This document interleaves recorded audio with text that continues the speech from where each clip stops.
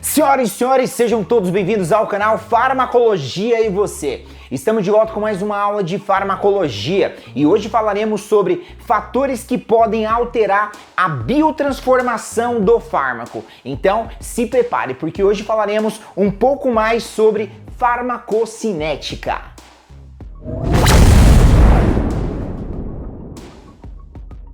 Bom, então hoje falaremos sobre fatores que podem interferir ou até mesmo alterar a biotransformação do fármaco. Entre eles podemos citar fator idade, sexo, etnia, presença de patologia, entre tantos outros fatores. Mas hoje eu quero chamar a atenção do senhor a um fator específico chamado interação medicamentosa, até mesmo conhecido como interação farmacológica. Isso porque quando o senhor fala sobre interação medicamentosa a nível de metabolismo do fármaco, através do citocromo P450, o senhor estará falando sobre o principal mecanismo de interação entre um fármaco e o outro fármaco. Então hoje, dentro deste quadro, fatores que podem alterar a biotransformação do fármaco, nós vimos que podem ser diversos fatores, fator idade, sexo, etnia, presença de patologia,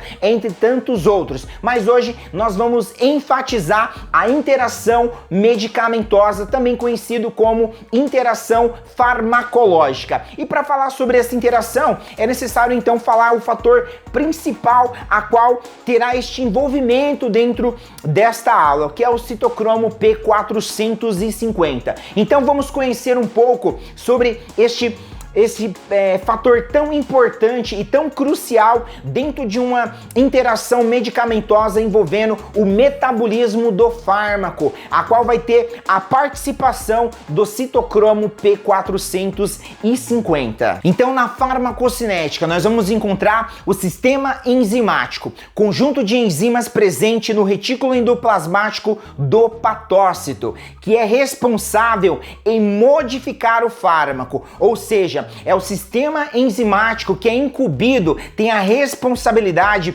de realizar o metabolismo do fármaco. E aqui nesse sistema enzimático nós vamos encontrar o sistema microsomal hepático, também conhecido como sistema do citocromo P450. E aqui nós vamos ver enzimas hepáticas, ou seja, no fígado, como também enzimas extrahepáticas, fora do fígado.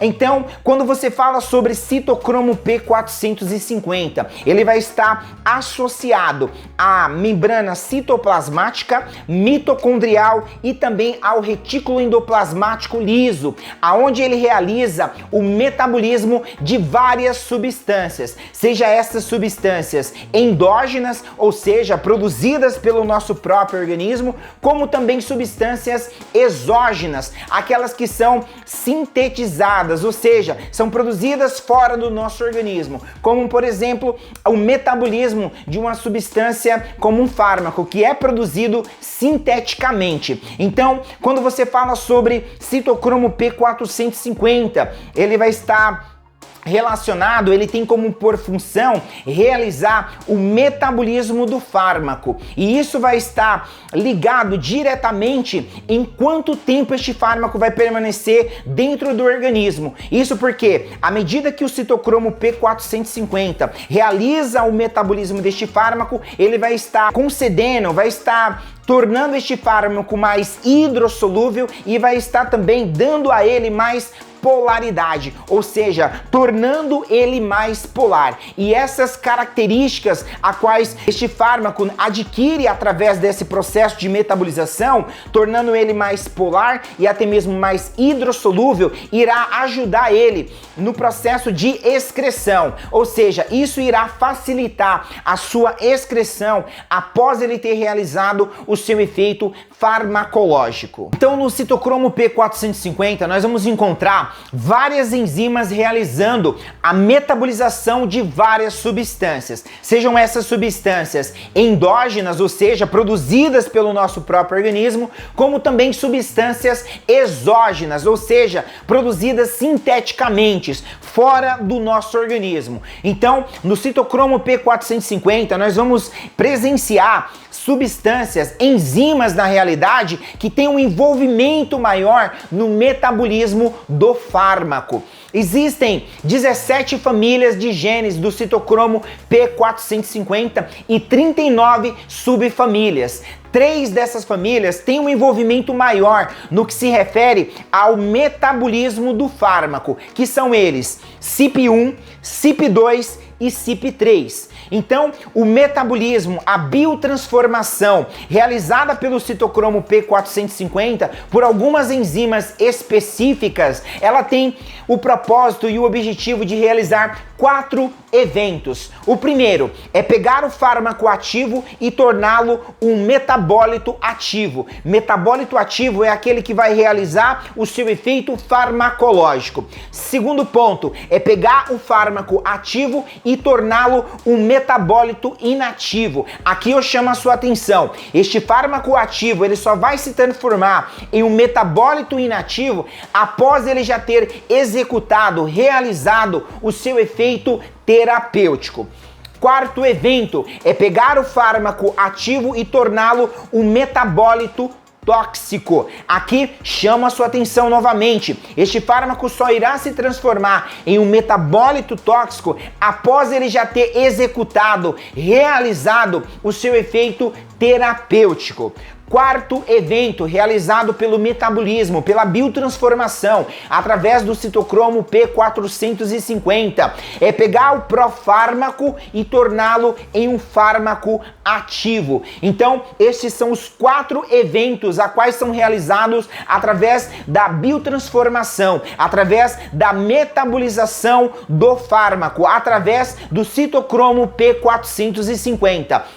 É pegar o fármaco ativo e torná-lo um metabólito ativo. É pegar o fármaco ativo e torná-lo um metabólito inativo. É pegar o fármaco ativo e torná-lo num metabólito tóxico. É pegar o profármaco e torná-lo em um fármaco ativo. E tudo isso ocorre dentro da farmacocinética em um campo chamado reações químicas de fase 1 e reações químicas de fase 2. Então vamos falar um pouco mais sobre essas reações de fase 1 e de fase 2. Bom, reação de fase 1 também pode ser chamado de reações não sintéticas. Aqui é onde ocorrem as reações de oxidação, redução e hidrólise. Então, as enzimas do citocromo P450, elas vão catalisar as reações de fase 1, tornando o fármaco mais polar e também mais hidrossolúvel. E aqui nesta reação também de fase 1 é onde nós vamos encontrar o fármaco ativo se transformando em um metabólito ativo. É aqui também na fase 1 aonde nós vamos encontrar o fármaco ativo se transformando em um metabólito inativo. É aqui nesta fase 1 que nós vamos encontrar o fármaco ativo se transformando em um metabólito tóxico. É aqui nesta fase 1 que também nós vamos encontrar o profármaco se tornando um fármaco ativo. Vamos dar aqui um exemplo de um profármaco se tornando um fármaco ativo. Exemplo, a prednisona. A prednisona ele é classificado como um antialérgico e também um anti-inflamatório esteroide. Isso porque ele contém cortisona. Bom, a prednisona está na sua forma inativa. Após ele passar por esta biotransformação, por este metabolismo, ele vai se transformar na prednisolona, forma ativa farmacologicamente. É ela que vai exercer o seu efeito terapêutico. Outro exemplo, a loratadina, classificado como um antialérgico. A loratadina está na sua forma inativa. Após ele passar pelo processo de biotransformação, de metabolismo, irá se transformar a desloratadina, forma ativa farmacologicamente. É ela que vai exercer o efeito terapêutico. Um outro exemplo de um profármaco que se transforma em um fármaco ativo é o enalapril. Ele é classificado como IECA, inibidor da enzima conversora de angiotensina. Ele é utilizado no tratamento de controle da pressão arterial. O enalapril está na sua forma inativa. Após ele passar por esse processo de biotransformação, ele vai se transformar no enalaprilato, que é a sua forma ativa farmacologicamente, ou seja, a qual irá realizar o seu efeito terapêutico. Vamos dar um exemplo de um fármaco que, após ele executar o seu efeito farmacológico, ele irá se transformar em um metabólito tóxico, o paracetamol, classificado como analgésico antitérmico, utilizado para dor e para febre. O paracetamol, após ele exercer o seu efeito farmacológico, ele passa por uma biotransformação hepática, se tornando um metabólito tóxico, chamado N-acetil-P-benzoquinona. Então, perceba, o paracetamol executou o seu efeito farmacológico. Após esse processo, passa por uma biotransformação, se tornando um metabólito tóxico. Então, aqui, nas reações de primeira fase, nós conseguimos ver o fármaco ativo se transformando em um metabólito ativo, o fármaco ativo se transformando em um metabólito inativo, o fármaco ativo se transformando em um metabólito tóxico e o profármaco se tornando um fármaco ativo. Além de todos esses eventos, a qual nós conseguimos presenciar nas reações de fase 1, também tem como função as reações de fase 1 dar a este fármaco mais polaridade, ou seja, tornando ele mais polar e até mesmo aumentando a hidrossolubilidade desse fármaco. Ele aumenta a solubilidade então deste fármaco. Mas aqui ainda dentro das reações de fase 2, também chamado de reações sintéticas, ocorre também as reações de conjugação, como por exemplo, conjugação de glicina, glutationa, acetilação, metilação, glicuronidação, entre outros. Eu vou citar aqui um exemplo de uma reação dentro das reações de fase 2, reação de conjugação com glutationa. Vamos utilizar como exemplo o paracetamol. É um fármaco aqui, a qual é utilizado, classificado como analgésico antitérmico, utilizado para dor e para febre. Após este fármaco realizar o seu efeito farmacológico, ele vai passar por uma biotransformação e se transformar em um metabólito tóxico, chamado aí de N-acetil-P-benzoquinona.